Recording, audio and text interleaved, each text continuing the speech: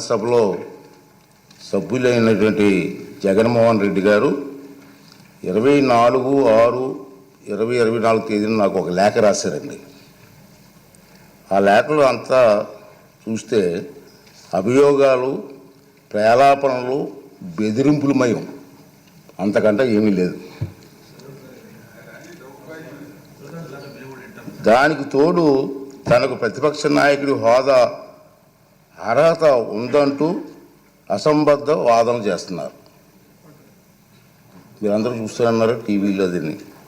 కానీ ఆ లేఖలో ఎలాంటి ప్రత్యేక అభ్యర్థన లేదన్న విషయాన్ని మీరందరూ గమనించాలి. ఈ లేఖ రాసిన కొద్ది రోజుల తర్వాత జగన్మోహన్ రెడ్డి గారు ఆంధ్రప్రదేశ్ హైకోర్టుని ఆశ్రయించారు. హైకోర్టు కూడా వెళ్ళారు. విచిత్రం ఏమిటంటే తనకు ప్రతిపక్ష నాయకుడిగా ప్రకటించవలసిందిగా శాసనసభ కార్యదర్శిని, స్పీకర్ కార్యదర్శిని ఆదేశించాలని ఆ రిట్ పిటిషన్లో విజ్ఞప్తి చేశారు. జగన్మోహన్ రెడ్డి గారు పిటిషన్ ఇంకా విచారణ అర్హత కలిగి ఉన్నదో లేదో అని నిర్ధారించే దశలోనే ఉంది. ఇంకా రిట్ పిటిషన్ వేసే అర్హత ఉందా లేదా మీకు అని చెప్పి ఆ దశలోనే ఇంకా ఉంది.